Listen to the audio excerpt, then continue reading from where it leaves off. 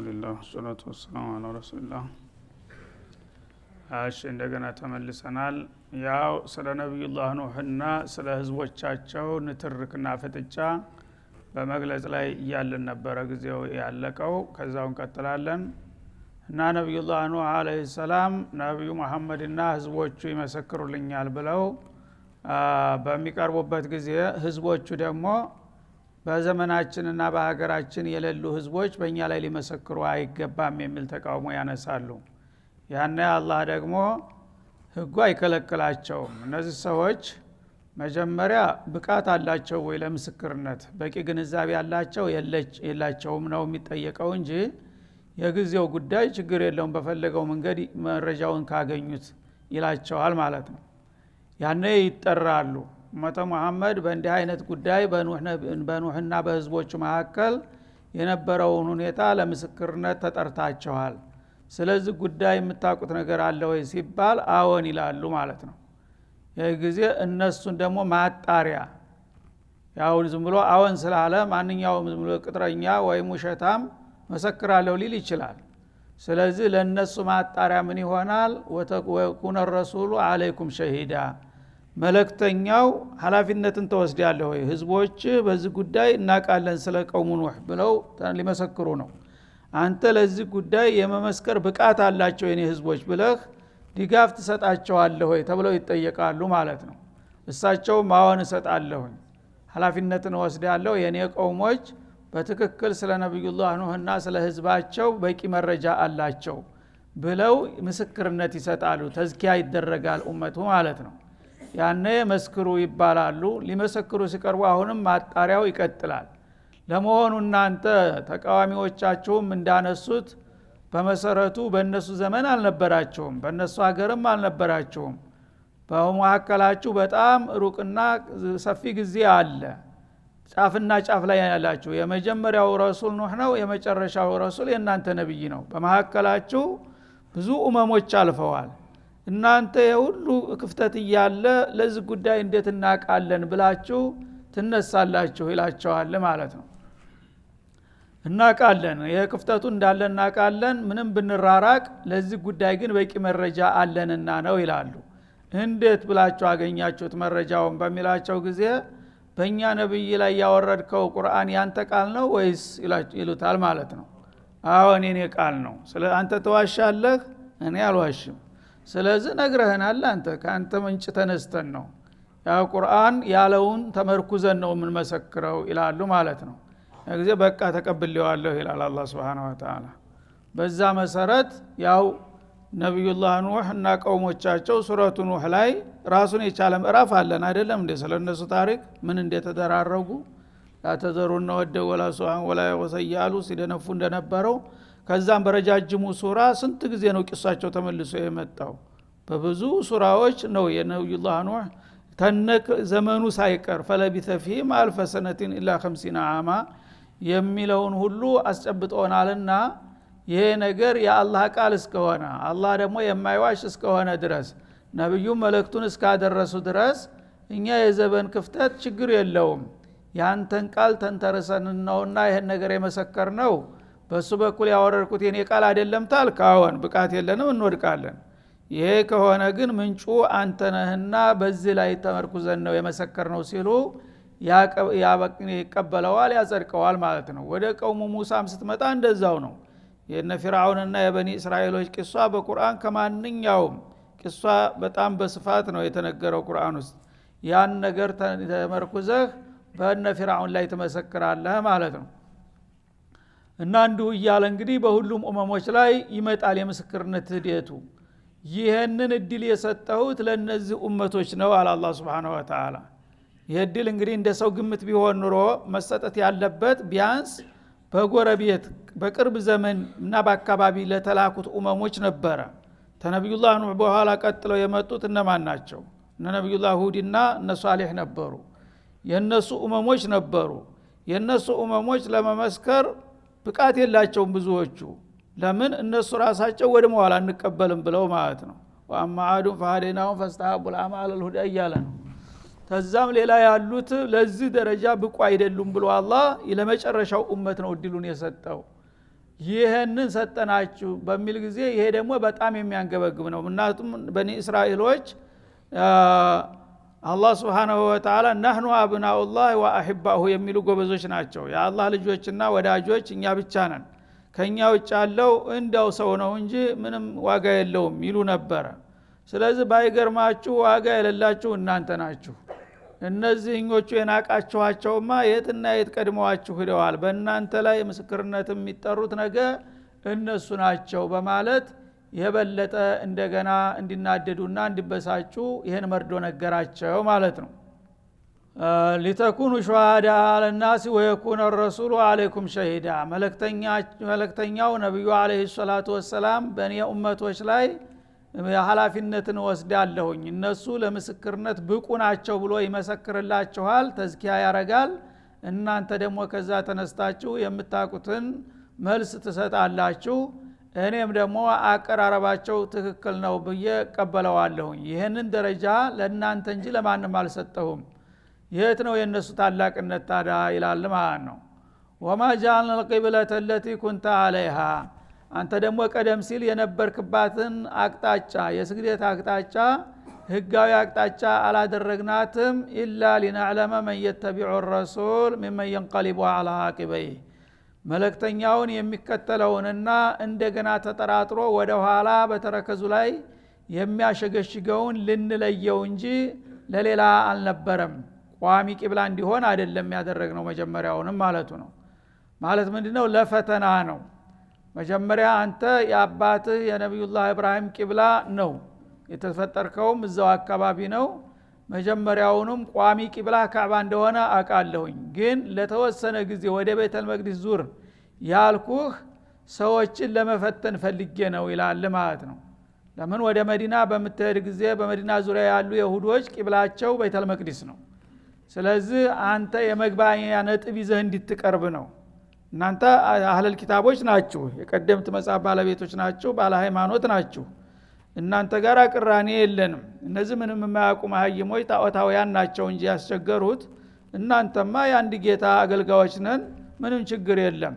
ምናልባት ቂብላ በስግደት አቅጣጫ ከሆነ ምን ለያየው እሱም እንግባባለን፣ ይሄው ወደ እናንተ ቂብላ መስገድ ይችላለሁ ለማለት ነበረ ማለት ነው፣ አንድነት እንዲፈጠር። እና ጅሬ ግን ይሄንን ዲክመት አድርገው ወሰዱት ማለት ነው። ዛሬ እኛን ቂብላ ከመረጠ የራሱን ትቶ ያው የራሱ ነብይ አለመሆኑ ምልክት ነው። ነብይ ቢሆን ኑሮ የራሱን አቋም ይዞ ነበር የሚቀጥለው።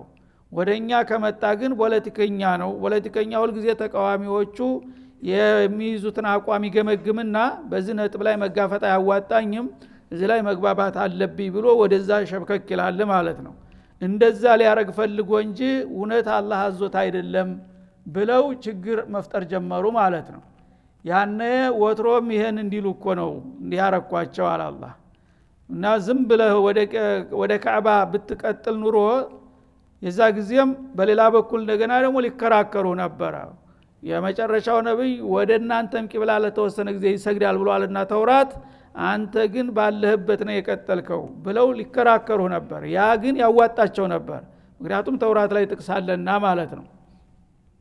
አሁን ግን መጀመሪያ ወደ ራሱ ቂብላ ሲሰግድ ቆይቶ ሂጅራ ስደት ሀገሩ ሲሄድ ወደ ሁለተኛው ቂብላ ይዞራል የሚል አንቀጽ ስላለ ያንን ትተህባቸው ስትመለስ ብልጥ ቢሆኑ ኑሮ ይሄ የተባለለት ሰውዬ ነው አንችለውም ብለው ጸጥ ማለት ነበረባቸው፣ ሲሆን መቀበል።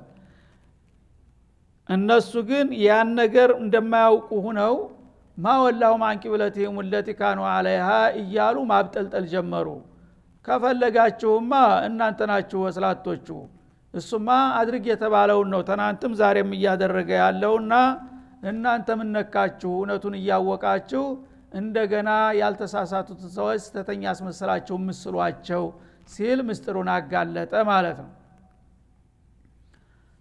እና አላቂበይ መጀመሪያ እንግዲህ ለማመን የፈለጉትን ወይም ለመግባባት የተቃረቡትን ሰዎች ቂብላውን ሲለውጥባቸው እንግዳውስ እኛን ቂብላ አርክሶ ወደ አባቱ ሀገር ከተመለሰ እኛም እሱን አንቀበለውም ብለው ወደ ኋላ የሚቀለበሱትን ለመለየትና ለማጋለጥ ሲባል ሁን ተብሎ የተደረገ ነው ይላል ማለት ነው።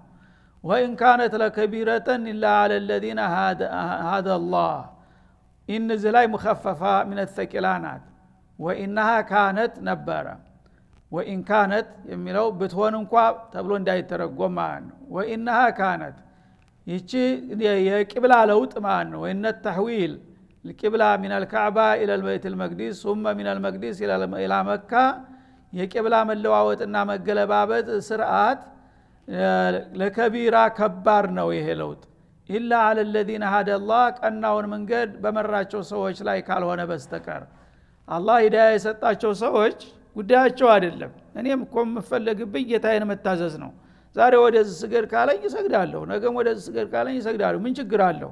እኔ ቦታን አላመልክም፣ ጌታ ያዘዘኝን ነው የምከተለው ብለው የሚከተሉትን ቅኖችና እንዴት ምንስ ቢሆን የያዕቁብ ቂብላው ይወድቃል እንዴት ይረሳል የሚሉትን ትቢተኞችና ዘረኞች ለመለየት ሁን ብዬ ያደረኩት ጉዳይ ነው ይላል ማለት ነው።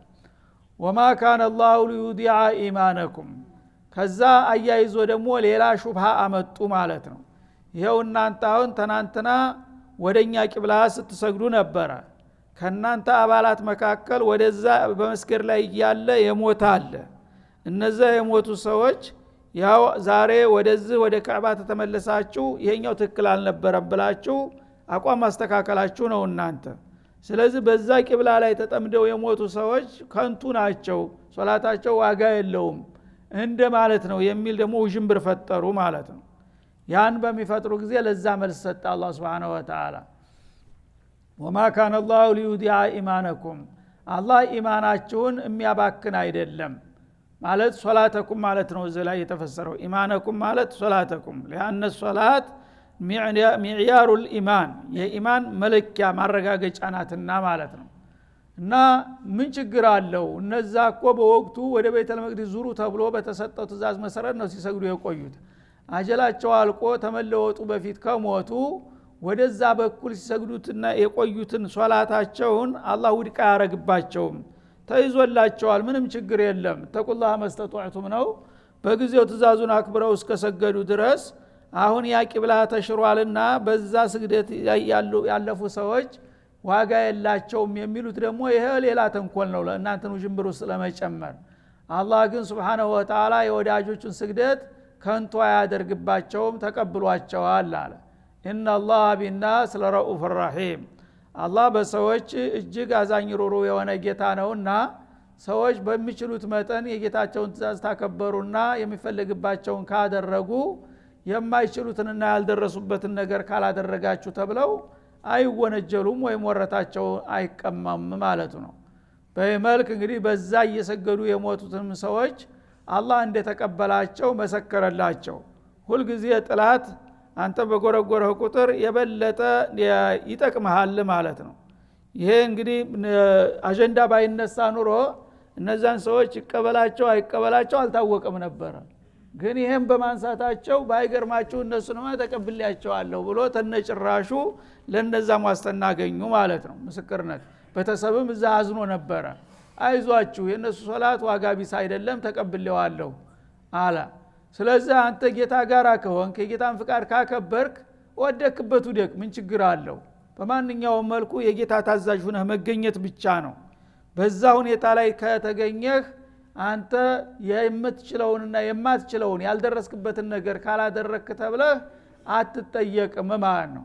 ለምሳሌ አንድ ሰው ሰልሞ ተልቡ አንድ ሶላት ሳይሰግድ አሱር ሳይሰግድ ቢሞት አላህ ይቀበለዋል።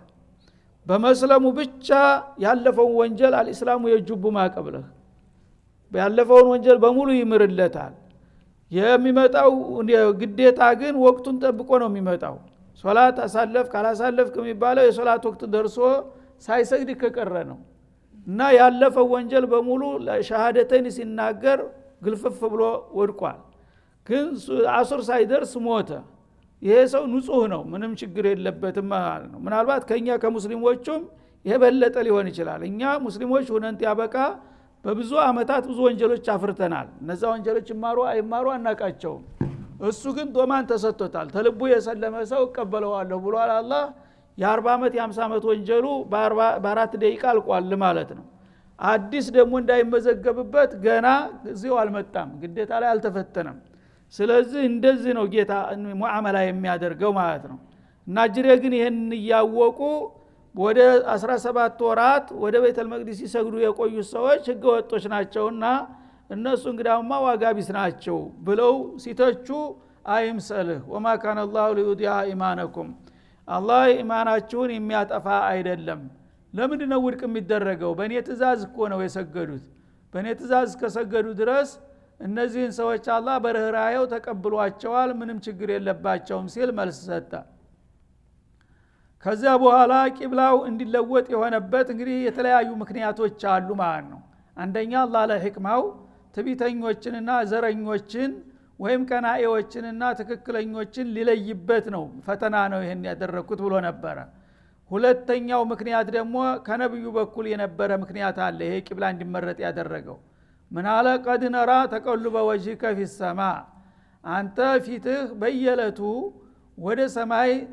ያንጋጠጥክ በጉጉት ስትቀላውጥ እንደነበረ አቃለሁኝ አለ አላህ Subhanahu Wa Ta'ala ያንተንም ፍላጎት ማርካት ስለነበረብኝ ነው ይላል ለነብዩ እንግዲህ ሰው ምን ጊዜም ቢሆን በተፈጥሮው አገሩን ይወዳል ማንም ሰው ቢሆን የአገሩን ታሪክ ይኮራበታል ማለት ነው እንኳን እንደሳቸው ያለ ሀገር ያለው ሰው ቀርቶ ማንም ቢሆን ስለዚህ ነብዩ አለይሂ ሰላቱ ወሰለም የመካን ከተማ በጣም ይወዷት ነበር ወደ ሂጅራ ሲሄዱ ልክ ከተማ ወጣ እንዳሉ ዘወር ብለው አስተዋሉና መጨረሻ መዞሪያ ላይ በሐዘን ተመስጠው والله اني لا اعلم انك احب بلاد الله اليه አንቺ አላህ ከፈጠራቸው ሀገር ሁሉ አላህ የመረጠሽና የቀደሰሽ ሀገር እንደሆነ አውቃለሁኝ ወለውላ አነ ቀውሚ አخرجوني لما خرجت ወገኖቼ ባደረሱብኝ ተጽኖ እንደወጣ ባልገደር ኑሮ አንቺን ትቼ አንድ ቀን ማደር አልፈልግም ነበር እንደ ሰው ያናግሯታል መካነ ማለት ነው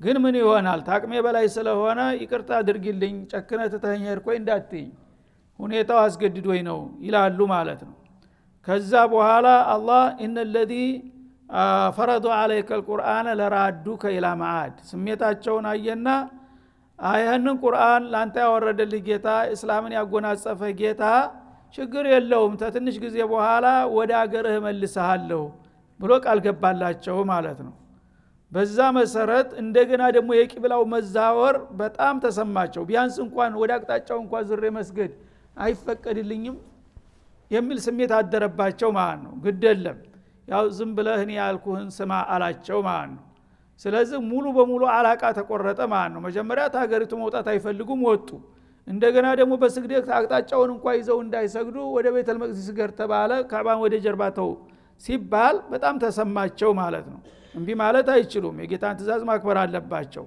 ግን ስሜታቸው ሙሉ በሙሉ ተስፋ አልቆረጠም ማለት ነው ስለዚህ በሰገዱ ቁጥር ዱዓ ያደርጋሉ መቼ ይሆን ወደ አገሬ ወደ ካዕባ የምትመልሰኝ እያሉ አንገታቸውን ወደ ሰማይ አሁን ይሄንን የሚመለከት ትእዛዝ አያት ይዞ ይመጣ ይሆናል ጅብሪል እያሉ በየቀኑ ሰማይ አንጋጠው ይመለከታሉ ጅብሪል በመጣ ቁጥር ይሄን ነገር ይዞ ይመጣል ይላሉ ብዙ ጊዜ ወቅቱ ውስጥ የሚደርስ ግን ሌላ አያት ይዞ ይመጣል ዛሬም ስለዚህ ጉዳይ ምንም አላነሳም ነገም እንደዚሁ ይጠብቃሉ ስለዚህ ምን አለ ቀድ ነራ ተቀልበ ወጅከ في السماء ያለማቋረጥ ፊትክን የገለባበት ቀጥ ያልክ ወደ ሰማይ ስትቀላውጥና በጉጉት ስትጠብቅ እንደቆየህ አውቃለሁኝ ይሄን ያህል የምትጓጓላትን ቂብላ እኔ አንተን ልነፍግህ አልፈልግምና ያንተንም ፍላጎት ለማርካት ስል ነው ተመለስ ያልኩህ ይላቸዋል ማለት ነው የነብዩን እንግዲህ ፍላጎት ምን ያህል የሚያከብር መሆኑንም እግር መንገዱን ገለጸ